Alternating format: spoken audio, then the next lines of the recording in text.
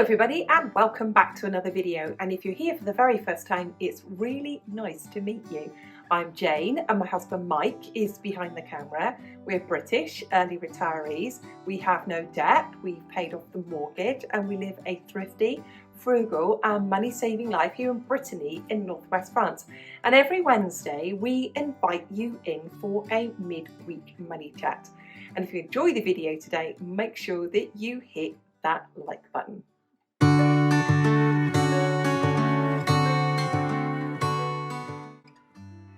When we talk about frugal living, we always talk about living beneath our means. When we live within our means, we're still spending everything that we've got.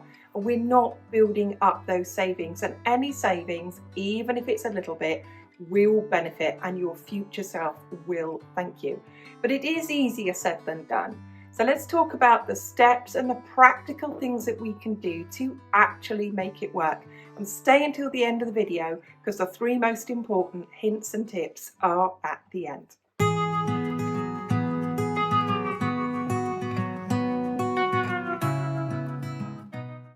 The standard advice for living beneath our means is to trim our expenses. But what does that actually look like practically? First of all, we need to be looking at our bank statements every single week, not every month, every single week. We need to be looking at everything that's going out. We need to be making sure that we're aware of everything that's going out. Have you tracked everything you're spending? Is it looking like some extra money at the petrol station that you've spent when you've just filled up your tank and then you've gone in and bought something? What does it actually look like? Check those bank statements every single week. Check your receipts on a very frequent basis. Track them. It's a really important thing to write them down. It's that conscious behaviour. It's often said about money and looking after your money and living frugally. It's 20% maths, but it's 80% behaviour. So when you're looking at trimming those expenses, look at your behaviours. Where are you actually spending that money? And then think about, what can I trim? Have you got an insurance that's just been renewed that you haven't taken into consideration and it's increased more? Have you got memberships that you've not cancelled? Do you have any subscriptions? And it's very easy to have a subscription and then just forget about it. So look at those bank statements every single week and think to yourself, what can I trim?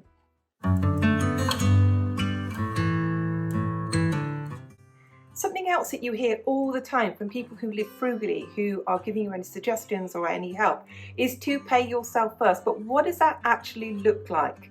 It's where you have set up a separate savings account, and on your payday or the day you get your pension or whatever you want to call it, that is the day, that very day, that you either automate your savings, you either set it up that amount goes out every single month, or on that day you move the money to that account.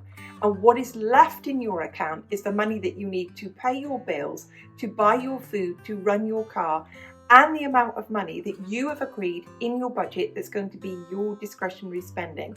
It's all you've got left.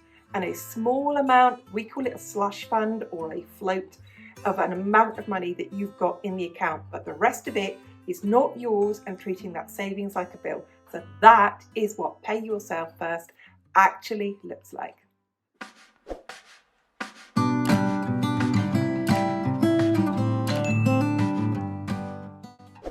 Whenever people talk about living beneath your means, they always talk about prioritising your needs over your wants. But what does that actually look like? When we start with our needs, we need to think of our basic needs. We need to talk about food, shelter, and in this modern world, transport. Okay, you might live in a really good city that has mass modern transit, but it's pretty likely that you don't. And you have to sort out your own transport as an essential part of life. So those are our needs. When we've got those needs sorted out, we then start looking at our other needs. We need to start prioritizing things that need to be maintained in our house, the heating system, the actual fabric of the house. And then we need to obviously look at our own needs, our own healthcare. If you have eyes, you will need an optician. If you have teeth, you will need a dentist. If you are, you are going to need a doctor. You are going to need to put money aside for your physical care. I can't think of anywhere in the world where absolutely all of that is included in some kind of social insurance, not even here in France. I'll always have some, even if it's only small, out of pocket expense. But it's really important that we focus on those needs and make those needs our goal. So what does that practically look like? I've got money set aside each year for an eye test and a new pair of glasses every 2 years. What does that practically look like? I've got money set aside for the extra I have to pay if I need any more doing to my teeth. I've got money set aside for anything that is medical that maybe my insurance doesn't cover. And that's what that looks like practically. And what does that look like in terms of living beneath my means? It means because I've set that money aside, I haven't suddenly got a big surprise expense. I've put that away, and that's kind of what it looks like.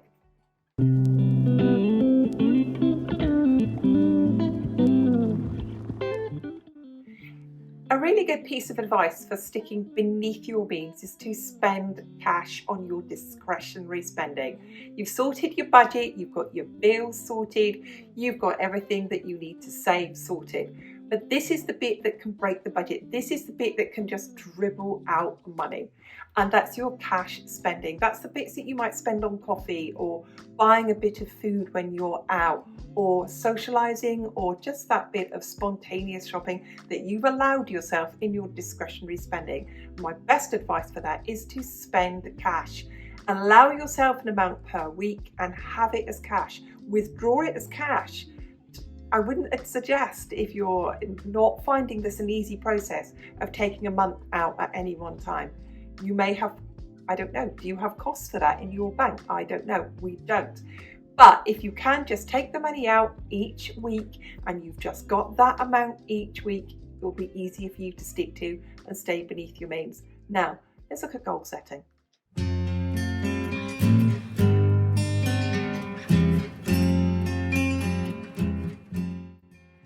But what if you're not living beneath your means? What if you're not a frugal person? What if you're watching this now for practical advice of things that you can do right now to make a difference to your life? Well, the first thing is just take the first step. Do one thing, do anything that's going to save you money. Actually buy the budget book, order the budget book, open the budget book. Do something. Do a stock check in your house, stock check your food, make a meal plan. There are so many things that you could be doing to save money, but actually do one of them. Actually do it. I promise you, you will feel better. It's one of those making of steps. And once you've done the one thing, do something else tomorrow. So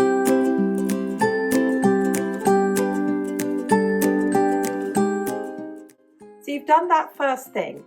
It doesn't matter what it is. You might have done a stock check, you might have made a meal plan, you might have written a budget, you might have opened a savings account. But whatever that is, share it with someone that you trust, somebody of like-minded with you, and talk about it with them. You will be surprised how actually vocalizing that goal and that action and sharing it with other people really makes it real. Now, I know there's plenty of research that says do not share your goals. But if you can share it with somebody you actually trust, who will actually listen to you, I promise you, it will make it more real.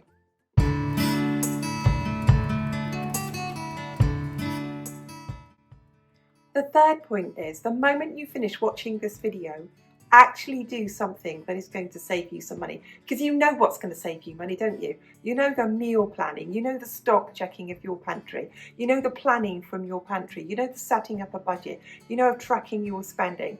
Do one thing today as soon as you finish watching this video, even if it's going to your purse, getting out your receipts and writing them in your budget book, or it's actually going online onto your online banking and moving money that you've forgotten to do into your saving. Do one thing and do it straight away. There's a huge load of research out there that shows when you have the thought and you make the action actually happen, it really does stick as a habit. Go on, as soon as you finish watching me, go do something that's going to save yourself some money.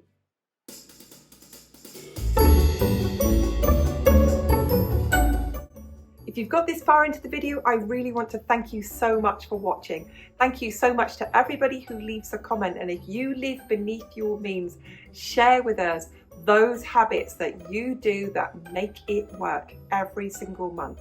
Thank you to everyone who hits the like button, and a massive thanks to everyone who lets 1 or 2 of the advertisements roll, because that's how we YouTubers make a living. Thanks again, and we'll see you soon. Bye for now.